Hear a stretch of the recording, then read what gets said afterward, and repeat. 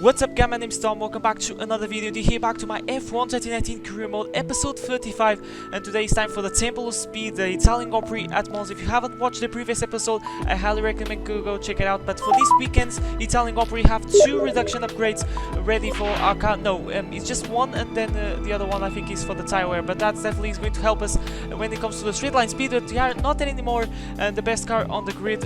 Is now Racing Point, and these guys are really slippery in the straight line, so maybe it can be a real challenge during this weekend. And about us, in terms of straight line speed, I think we are pretty decent. I'm carrying a low downforce setup, so that will help us definitely in the straight line speed, but we'll see what we can do in qualifying. I think we have the pace to get pole position, so without further ado, let's go to Saturday. Practice is all wrapped up as we move into qualifying here at the Autodromo di Monza for the Italian Grand Prix.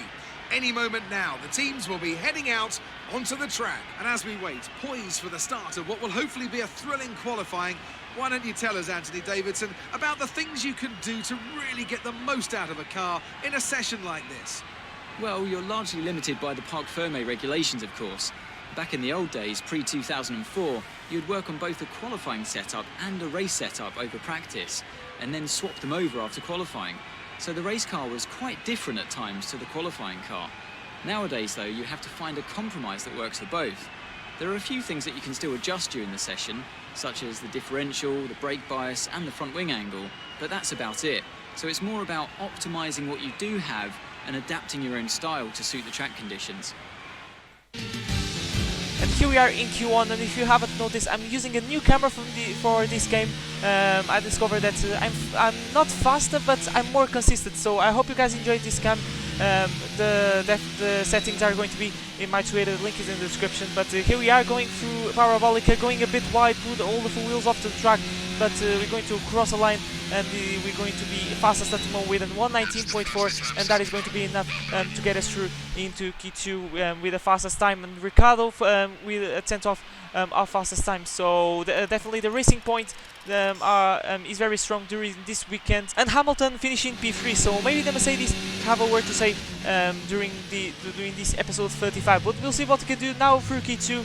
I think there's no point to fit the medium tire, so we jump straight on the softs and try to get in the top 10 shootout through the Parabolica. Can we not go wide this time? Yes, we gone a little bit wide, not that much like in Q1, but we lost a bit of time there, but we're going to cross a line, and it is a 119.3, so a personal best during this qualifying session, but not enough to beat Kevin Magnussen and Devon Butler as well. And we skip forward till the end of the section. We are into the top 10 shootout, so it's been really easy. I'm feeling really good during this weekend, you know, but Antonio Giovinazzi and Sebastian Vettel are out of Q2, so a double disaster for Italy with the Ferrari and the Italian team, so it's like a triple disaster in this weekend. But we'll see what we can do as we go into Q3, into the top 10 shootout. Now this is what matters, to get pole position. It's going to be kind of a disadvantage not being in pole position, because you're going to be on the threat of everyone once the lights go out. But we cross the line, and another personal best, and the 119 flat, and is enough to put us pole position. But as we skip forward,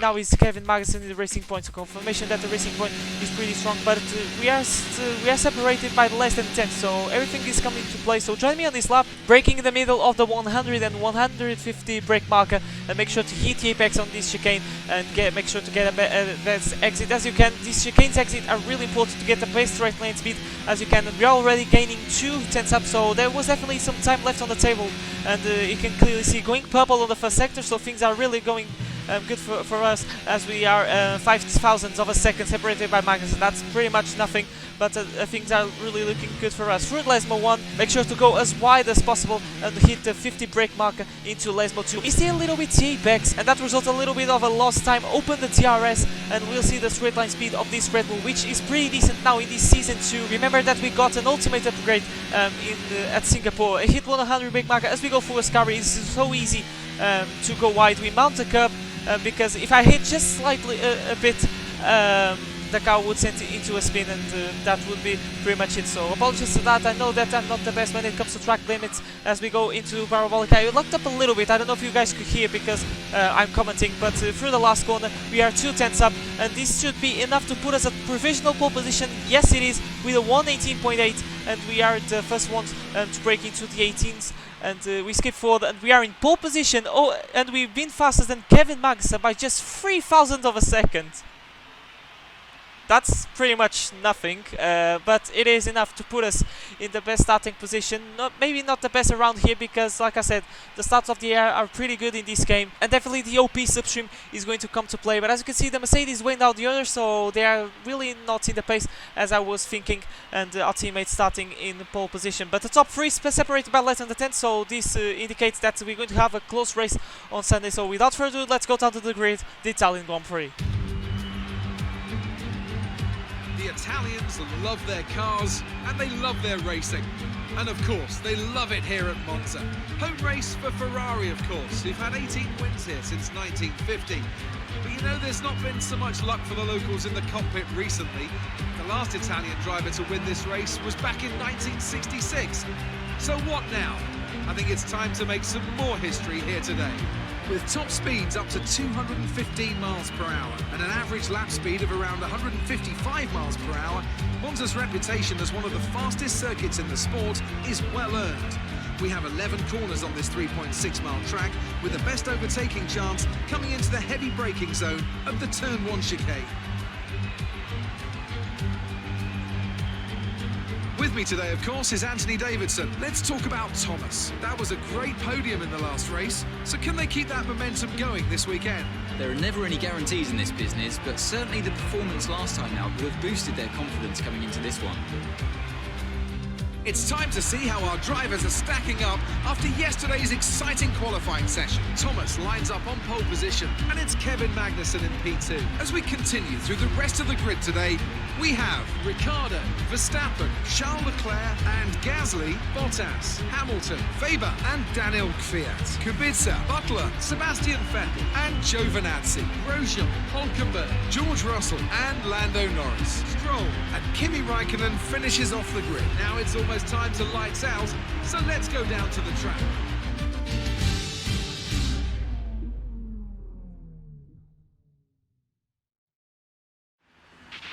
Okay, here we go. I know what you can do. Don't let me down. Thanks, Jeffrey, and welcome guys to the Italian Grand Prix, starting in pole position after a very close qualifying, and we'll see what we can do. Let's see if we can convert this into a race win. We are very confident in the championship, but we'll see if we can waltz away off Verstappen. But in terms of strategy-wise, it's going to be a one-stop starting on the softs, and then to finish the Grand Prix, we're going to be dressed a set of medias. So it's going to be a very simple Grand Prix when it comes to strategy. There's no bangers, one stop or two stops. The strategy is going to be equal for everyone, unless someone inverts the strategy by starting on the median, which some guys I think are doing that, not entirely sure, but maybe the likes of the Renaults and the Haases can be doing that, because they don't have nothing to lose, and there is a man that has nothing to lose. Antonio Giovinazzi starting way down the order in that McLaren. McLaren has been looking a pretty decent kind of performance shot, but that is not reflecting in the race results by now. But we are lining up, we'll see what we can do. It's going to be a long race and the Slipstream Fest of Monza, so Slipstream is so OP in this game. But here we go, 5 red lights for the Italian Grand Prix, 27 laps ahead of us, and it's lights out. And the way we go, it seems a pretty good getaway, but the second getaway we've got down a little bit in third gear, and we are in a Racing Point sandwich, and we dropped the lead of this Grand Prix. We have found ourselves side by side with Verstappen. We locked up a little bit, we made a little bit contact with Verstappen, but it is a Racing Point 1-2 at the moment, with Magnussen leading, followed by Ricciardo. But these two guys are going side by side, and we made contact so much with Verstappen, we squeezed him so much. Now he's vulnerable to the Haas of Daniel Kvyat, so Kvyat doing looking pretty decent in this second half of the season, but Magnussen takes the lead of the Italian Grand Prix, and we're going to try to stick in the substream of these guys, because that's the key around here. Just take in the substream and you're going to be absolutely fine. And the substream is so good in this game. Once the DRS gets open, I think we can start to get some moves, or maybe even before that, as we go out of the last 1-2 with a pretty decent exit. But we have some gap between Ricciardo and Magnussen thanks to the dirty air. But it is Kvyat, as you can see, in P4. So the Russian is doing bits on that Haas. In these last few races, been looking pretty decent. After scoring that podium at the German Grand Prix, which was a bonkers of a race. I highly recommend to go check it out. But you can see on the left we have a replay camera, because we have to stick with these two POVs, because everything is happening at the same time. And there's Verstappen trying to go round the outside of Daniel Kvyat. He should get the move done, because that Red Bull is so good in the straight line, but they are still side by side, and the Haas is really decent in the straight line. But now this Red Bull is really decent as well, because we find ourselves side by side with Daniel Ricciardo. This is for P3. We're gaining and gaining on Magnussen as well. And we're going to try to go around the outside. Now we're going to have the inside line. We're going to try to give him a little bit of a squeeze. And we take P2 of this race. And look at the distance now that Magnussen has over us. I think he already broke the DRS window. But I think Ricciardo has a word to say because he was gaining on us. But now this is Charles Leclerc that gained a position on Verstappen. And Verstappen is trying to regain these two positions. But he can't do anything because he's kind of boxed him. And Leclerc is going to try to go around the outside. The only Ferrari carrying the flag because he's only on the points at this moment. Vettel is way down the order. And Leclerc makes a superb move on the Russian. Now Verstappen finds himself side by side with the Toro Rosso of Pierre Gasly. So things are not really going really good for Verstappen. And the other Toro Rosso in the charge is Lucas Weber on the inside of Valtteri Bottas. But this is a little bit down the order. I believe these two are out of the point. Where if Mercedes is not looking good in these early stages of this Italian Grand Prix, as we have a pretty awful exit. Yeah, it was a super awful exit, and that is going to allow Ricciardo to gain the position. But I'm going to let him go and getting the slipstream because that's a secret. Just stick in the slipstream and you're going to be fine. So here we go through the parabolic. Make sure to get a pretty decent exit, and we're going to put actually in overtake. I shouldn't do that because we're going to get that move with overtake or not. So maybe I should save a little bit of ERS, but DRS gets enabled. And look at the distance that Magnussen has already. So if things by the logics, maybe Magnussen has already the race in the bag. But it's a long race. We'll see if he can fight back. Maybe getting an undercut. But these guys are battling like it was the last lap of the Grand Prix, side by side with Daniel Kvyat. He's doing bits on that Haas because he's finding himself side by side. So maybe the Haas is really good around Monza with that slippery car because the Haas is really decent in the straight line. But now he finds himself side by side with Verstappen. Verstappen can't do nothing and has to settle down and leave the fight for another day as we skip to our POV into the beginning of lap 4. And Ricciardo is going at it and he's going to get the position very easily. I decided to let him go because I'm going to get the position. We just stick in the slipstream. As you can see in the straight, I was going none. But we're going to see the replay of the stats because I want to see Kvyat start because he was starting in the midfield. So I wonder if he had made you know, a massive dive into turn 1. So the getaway was pretty decent. He's going to get alongside of the Mercedes of Hamilton. I'm not entirely sure. And he's going to make a massive dive, I believe. Yes, he's going. He forces his way through Leclerc, and then he somehow finds the traction to out-drag Verstappen. So brilliant stuff by the Russian that had a bonkers of a start. I think it was P12. I think he was knocked out off Q2, and now he finds himself in P4, now in P5 because he was overtaken by Leclerc. And yeah, he managed to get around the outside of Verstappen through the Variante della Roggia. Yes, he gets a nose in and gets that before. So it was an excellent start by the Russian, and he's doing a great job on the Haas in these last few races. But we're going to see now Verstappen's POV because we made some contact. And I want to see whose fault is this, but I think it's my fault. But I had to slam on the brakes because of the racing points that were going so slow, and I locked up a little bit, and that put Verstappen in a very awkward position. So maybe I have to say it was my fault, but I had absolutely no choice to slam on the brakes to avoid contact and lose my front wing because the racing points were going so slow, going side by side. So maybe I misjudged a little bit the speed into turn 1, so maybe I have to lift my hand, and that was my fault. And Verstappen now is stuck on these guys because he can't break the DRS window. No! That was so close between the Toro Rosso. This is the free wide into the first chicane. Brilliant stuff between these three guys, Verstappen, Leclerc and Kvyat. And this is brilliant stuff, and Kvyat is the one that loses more because now you lose a position not just to Leclerc and Verstappen but to one of the Toro Rossos, Pierre Gasly. And Gasly is now in the slipstream of Verstappen. Can he pull something through to the Variante Lodge? No, but we're going to see the replay, the Gasly's POV that was so close to the wall. As you can see, that was so close to his race coming to an early end, and look how close it was. I don't know what's closer, Barrichello in the 2010 Hungarian Grand Prix or Gasly, but they are looking really feisty today in this Italian Grand Prix, and that's what I want in this career mode, is action followed by action and action, and that's the beauty of an F1 game. But now in the slipstream of Ricciardo, and I'm going to do something, as you can see, that I never done in my F1 career, that I'm going to use Ricciardo to do bump drafting. This is a NASCAR thing, but in order to gain time to Magnussen, I think if I pushed a little bit Ricciardo, it can gain a little bit of extra speed, and that is way much better than going side by side and Magnussen pulling. So this is the thing that I found out that actually was kind of working, but it wasn't that much. We were gaining like a 3 tenths per lap, sorry. But it was worth a shot, and that was pretty funny to do because I had to be a little bit careful to not lose my front wing.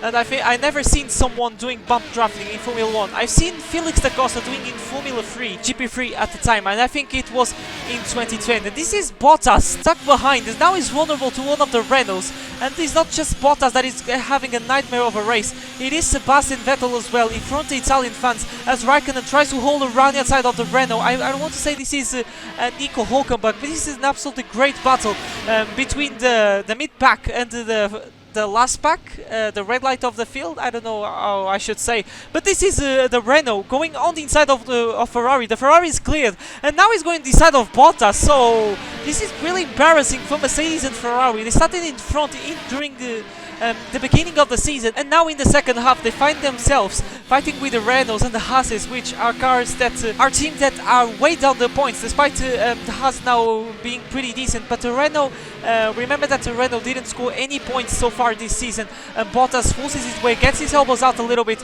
on the run, but he still finds himself side by side. So this is pretty embarrassing in my opinion, as Hulkenberg gets around the outside of the Mercedes. So Hulkenberg doing bits on that Renault as well, but this is the thing, just taking the slipstream and you're going to be with these guys battling for a long time.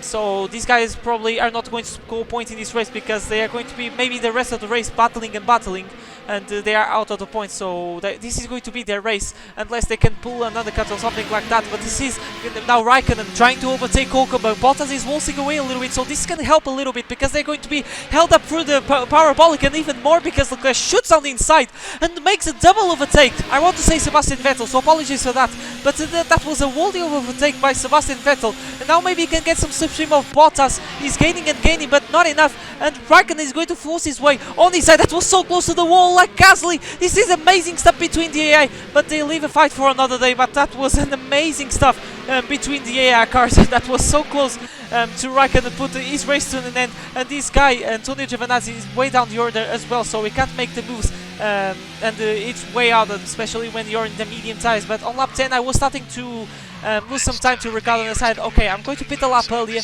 and try to get the undercut on the Australian, and hopefully we can overtake him and gain a little bit of time to Magnussen, and maybe we can have a shot of this race. So we're going to dress a brand new set of medium tires, and we'll go to the end of the Grand Prix. 1.9 stops, so a good stop from the boys. The pit stops have been pretty absolutely flawless in these last 3 races. We'll see. Hopefully we don't get stuck on traffic. That would be the worst thing to do. I want to get this undercut work, and the soft tires were feeling pretty awfully, so I think these mediums surely that are going to feel much better. But this is George Russell trying to overtake us, and we receive an overtake, an illegal overtake I should say, and we are forced to let George Russell go through, and we made a bit of contact with Giovinazzi. I wasn't expecting to get alongside me, and we have to stick behind George Russell. So this is the worst scenario. I don't want this because I want to gain time to Ricardo, and look, he's banking on the apex. He's so slow, that Williams, despite looking in the midfield, but he's on those old soft tires, and we are much faster. We have the best car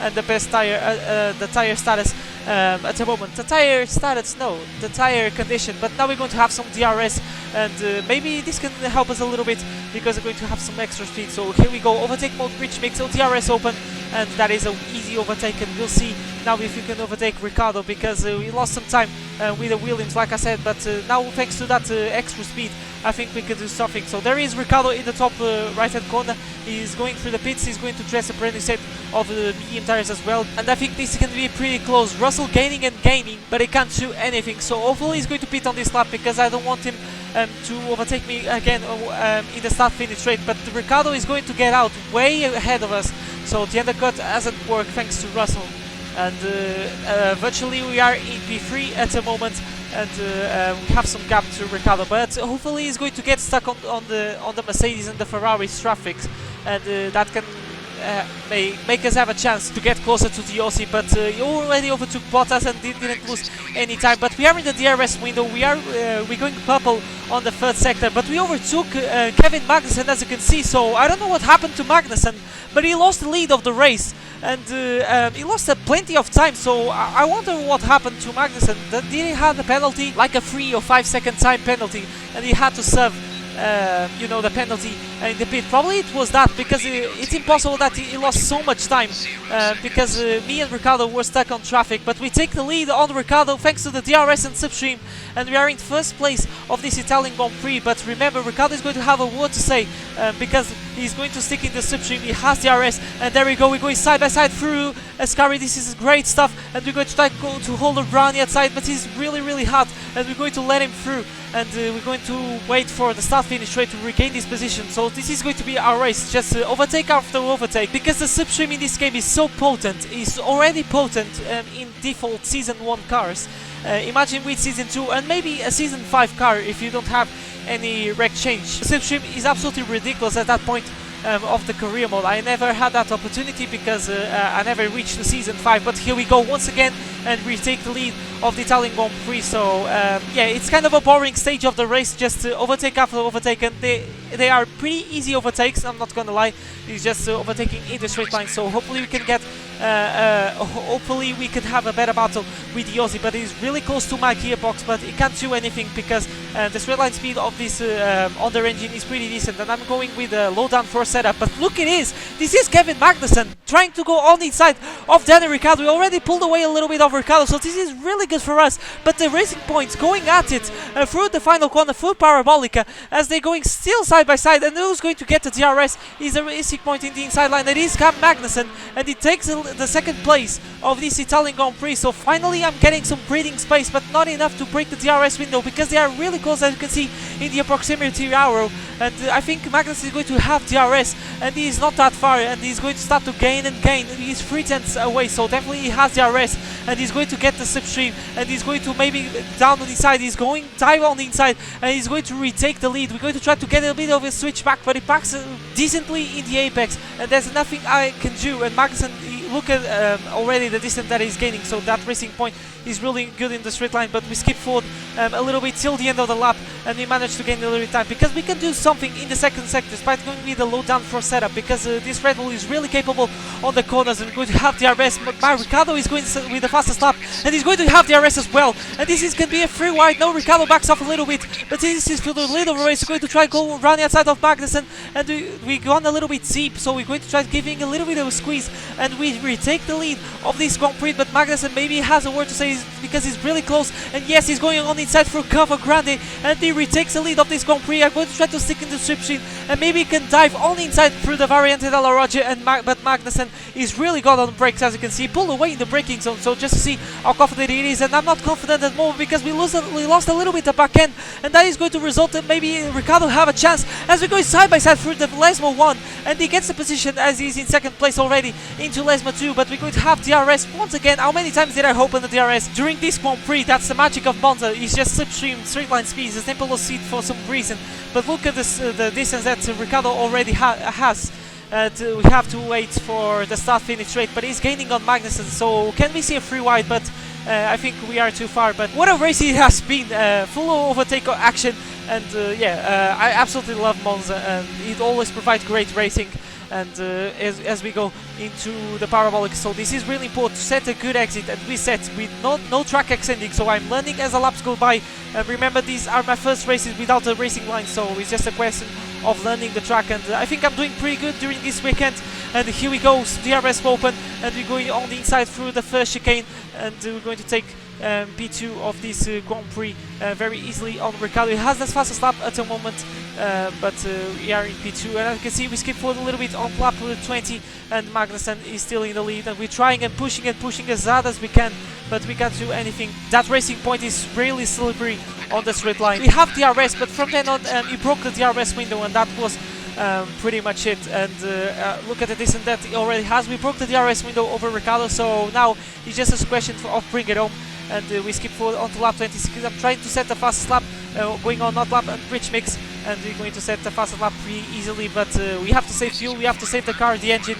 I just turned on the engine to get the fastest lap, but this is Antonio Giovinazzi, and it is out of the Italian Grand Prix, so not the thing that I would like to see and experience in his home race. And his race comes to an early end with just some laps to go. It was in the closing stages, and this is man Kimi Raikkonen, after starting way down the order. I think he was knocked out of Q1, and now he finds himself in the points. So a really good race from Kimi. He's been slicing through the field, and yeah, for me he's the driver of the day. But about us, he's going to be P2, and he's Kevin Magnussen taking the first win for Racing Point in Season 2, so he completely deserved that. It was really good, and the pace was good, and there was no way I could match him. But most importantly, we pull away off Verstappen once again in the championship. Yeah, it was my fault, that contact with the Dutchman, but that's how things go. I had to slam on the brakes to avoid contact with the Racing Points, and at the end of the day, I'm really happy with this. Through the whole second place, I'll take that.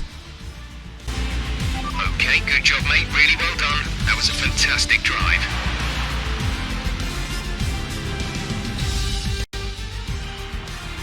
That was brilliant stuff from Racing Point today. What a superb victory. Tell me, Ant, how did they manage to achieve this win? Well, time management probably played quite a large role in the outcome of this one. As ever, it's not just about speed, it's all about maintaining that speed consistently over a stint, over a race distance. So being able to keep up the lap times while still being smooth on the controls and gentle on the tyres, that's really where the race was won today. The Racing Point team will be very happy with today's performance and the final result. Another display of excellent driving and excellent teamwork, and a well-deserved first-place finish.